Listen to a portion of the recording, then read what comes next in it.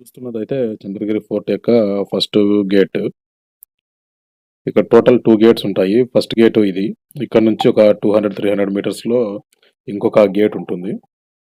చంద్రగిరికి అయితే తిరుపతి నుంచి 16 కిలోమీటర్స్ డిస్టెన్స్‌లో ఉంటుంది. బసెస్ అవైలబిలిటీ ఉంటుంది. ట్రైన్‌లో కూడా రావచ్చు.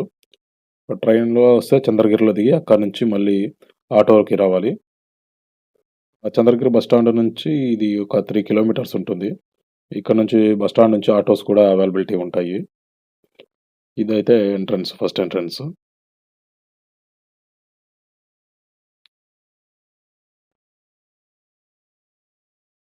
ఇంకా ఒక 200 మీటర్స్‌లో ఇంకో గేట్ వస్తుంది.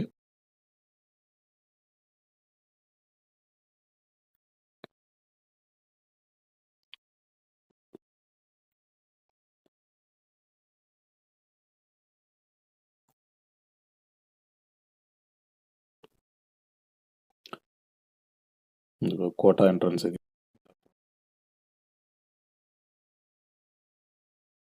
అక్కడ కనిపిస్తున్నదైతే కోట పైన జూమ్ చేస్తాను చూడండి. అక్కడ ఒక రాతి కట్టడం అయితే ఉంది కదా! అదైతే శత్రువుల్ని ఉరితీసే ప్లేస్ అని ఇక్కడ చెప్తారు. ఇది మెయిన్ కోట దగ్గర, ఇది ప్యాలెస్ దగ్గర బ్యాక్ సైడ్ ఉండే ఒక టెంపుల్. అంతా పడిపోయింది చూడండి.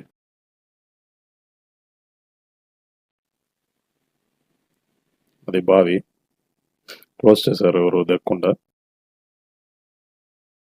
టెంపుల్‌లోకి వెళ్దాం చూస్తాం. ఎంట్రన్స్ వచ్చేసి లెఫ్ట్ సైడ్‌లో ఉంది. అంతా పడిపోయింది చూడండి టెంపుల్ అంతా. అది అక్కడ కనిపిస్తున్నదైతే ఎంట్రన్స్ అది.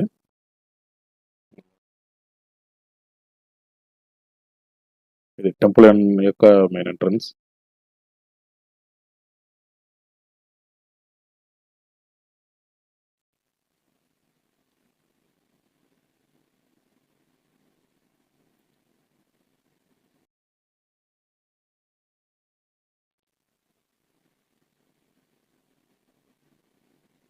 అండ్ ఇక్కడ బావి ఉంది కదా, ఇది క్లోజ్ చేశారు. ఇది లోపల దిగడానికి స్టెప్స్ కూడా ఉన్నాయి.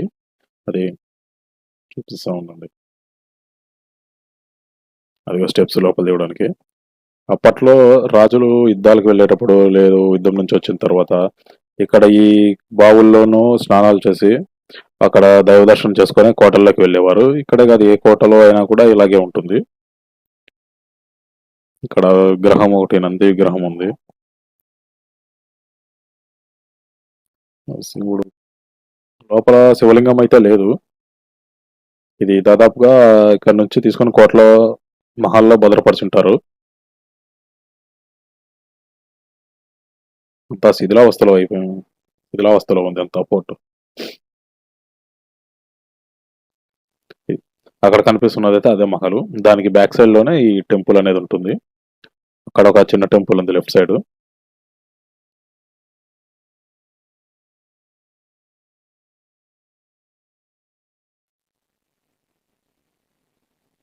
ఇది గుడి యొక్క వెనుక భాగము.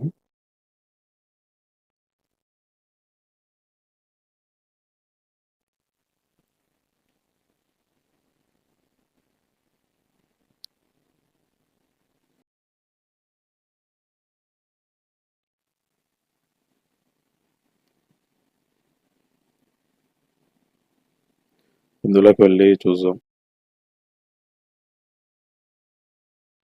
ఇక్కడ ఇందులో కూడా విగ్రహాలు అంటూ ఏమీ లేవు.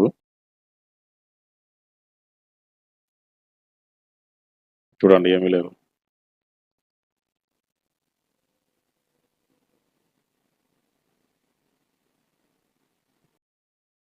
ఇది టెంపుల్. ఇప్పుడు మహల్లోకి వెళ్తే ఇది మహల్లో ఎంట్రన్స్ లో ఇది దీని గురించి ఒక హిస్టరీ అనేది ఇక్కడ ఉంటుంది. టికెట్ వచ్చేసి 30 రూపీస్. ఆ టికెట్ వచ్చేసి ఆన్లైన్ లో తీసుకోవడం కన్నా ఆఫ్లైన్ లో తీసుకోవడమే బెటర్. ఈ మహల్ యొక్క ఫ్రంట్ సైడ్. లోపలికి వెళ్దాం. ఇక్కడ లోపలికి వెళ్ళేటప్పుడు ఈ లెఫ్ట్ సైడ్, రైట్ సైడ్ మొత్తం అన్ని విగ్రహాలు ఉంటాయి. అన్నీ అయితే పగలగొట్టేసి ఉంటారు. అప్పట్లో దాడులు మతపరమైనటువంటి దాడులు చేసి ప్రతి విగ్రహము ఇక్కడ పగిలిపోయే ఉంది.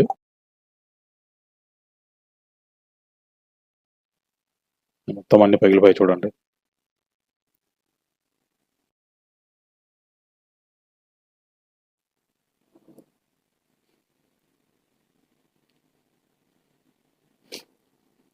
ఇక్కడ నుంచి రాణి మహల్, ఎదురుగా రాణి మహల్ ఉంటుంది. ఇదైతే ఈ ఫోర్ట్‌కి లేజర్ షో అయితే లేదు. ప్రెజెంట్ అయితే లేదు అని చెప్పారు అక్కడ సెక్యూరిటీని కనుక్కుంటే. యాక్చువల్‌గా లేజర్ షోకి వద్దాము అనుకున్నాను నేను దీనికి ఇక్కడ వచ్చే ముందు రోజు. కానీ నేను ఉదయమే వచ్చేసాను. వచ్చి ఉండంగానే వాళ్ళు ఈవినింగ్ లేజర్ షో ఉండదు అని చెప్పారు. అది చూడండి అన్ని అట్లా పగలగొట్టేశారు.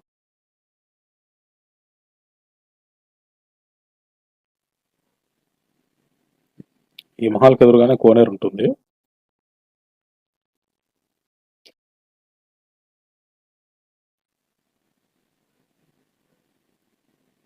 అదిగోండి కనిపించేదే కోనేరు.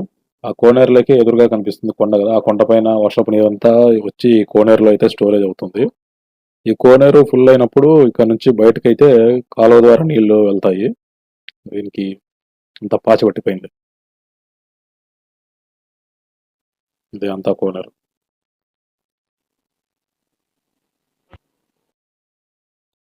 ఇది మ్యూజియం ఎంట్రన్స్ లో ఉన్నటువంటిది ఇది.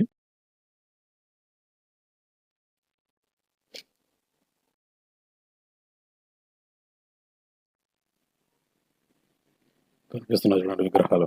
ఇక్కడున్న విగ్రహాలన్నీ చుట్టుపక్కల సిద దొరికినట్టు త్రవ్వకాల్లో దొరికినటువంటివి.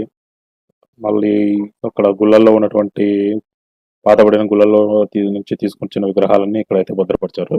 ఇది కనిపిస్తున్నది అయితే ఆర్ట్ గ్యాలరీ. అప్పట్లో చేతితో వేసినటువంటి పెయింటింగ్స్, స్టోన్స్, అప్పట్లో వాడినటువంటి స్టోన్స్ పెయింటింగ్స్, దానికి సంబంధించినవి అయితే ఇవన్నీ చూడండి. అన్ని స్టోన్స్ చేతితో గీసినటువంటి బొమ్మలు ఇవన్నీ.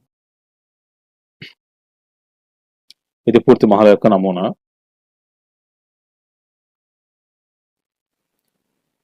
ఇక్కడ ఒక విగ్రహం ఉంది. దీనికి సంబంధించి ఎదురుగా ఇక్కడ ఒకటి నమూనా ఉంది. టెంపుల్ యొక్క నమూనా ఇది.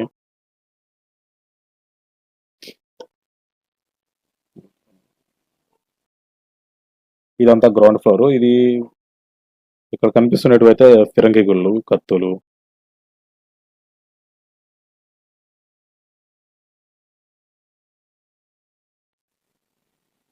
ఇక్కడ వీడియో ఇన్సైడ్ అయితే సరిగా తీయలేదు. ఇక్కడ వీడియోగ్రఫీ అనేది అలౌ లేదు.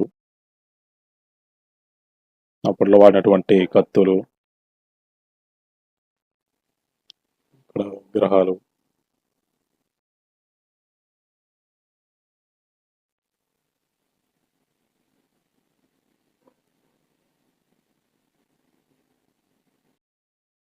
బంధం గొలుసులు.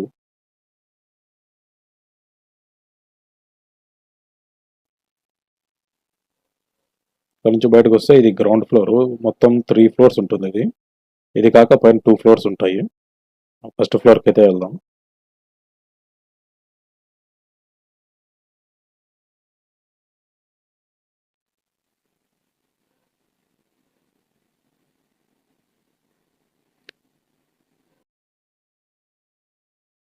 సో ఫస్ట్ ఫ్లోర్ అయితే ఇలా ఉంది.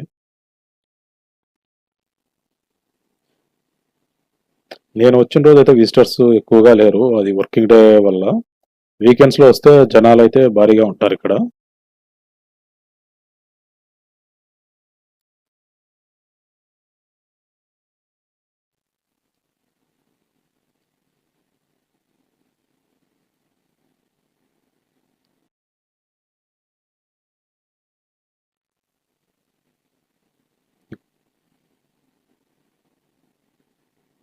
మొత్తం అన్ని విగ్రహాలు.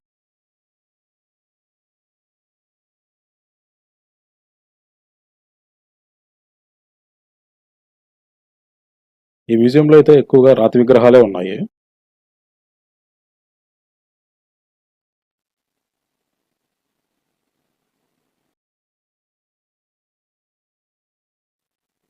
ఇది రాణి మహల్. రాజమహల్ పక్కనే ఇక్కడ రాణి మహల్ ఉంటుంది. ఇది బ్యాక్ సైడ్ ఇది రాణి మహల్. దీని ఎంట్రన్స్ అయితే అవతల వైపు ఉంటుంది.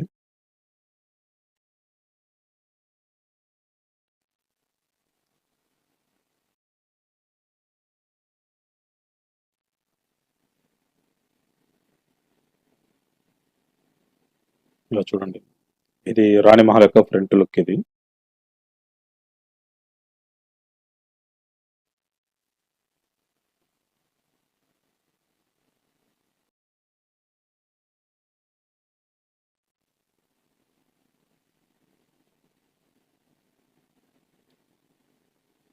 ఇది మహల్ యొక్క ఫ్రంట్ సైడ్ ఇది.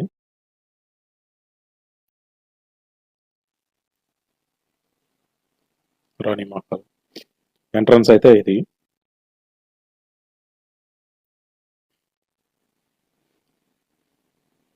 రాణి మహల్లో పైకి వెళ్ళడానికి స్టెప్స్ అయితే లేవు. ఇంత కింద ఒకటే ఇక్కడ చూడటానికి. ఇది ఎంట్రన్స్. ఇట్లా ఈ వైపు నుంచి లెఫ్ట్ సైడ్ తీసుకుంటే అది ఎగ్జిట్గా అయిపోతుంది. ఇది బయటకు వచ్చేదారి. ఇక్కడ పైకి వెళ్ళడానికి అయితే స్టెప్స్ ఉండేటివి, ఇప్పుడైతే తీసేశారు, పైకి వెళ్ళకుండా చేశారు. అక్కడ కనిపిస్తున్నాయి చూడండి, 2 వైప్స్ స్టెప్స్ ఉన్నాయి దీనికి. అక్కడ కనిపించే స్టెప్స్ అక్కడ ఒకటి, ఈ రైట్ సైడ్ ఇంకోటి ఉంటుంది. స్టెప్స్ ఎవరు ఎక్కకుండా చేశారు.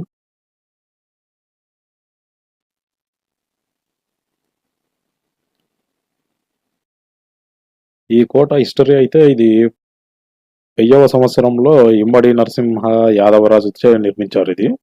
ఆ తర్వాత అనేక రాజ్యాలు చేతులు మారింది. మొఘలులు, విజయనగర రాజులు, బ్రిటిష్ వారు, ఇలా అనేక రాజ్యాల పరిపాలనలో అయితే ఇది ఉండేది.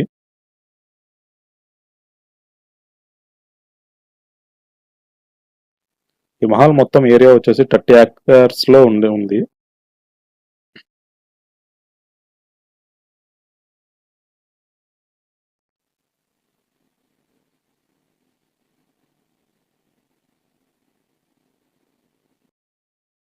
అది రాణి మహల్, ఇది రాజమహల్.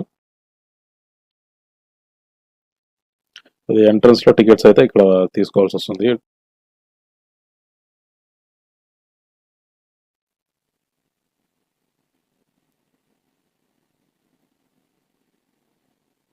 ఇది టెంపుల్.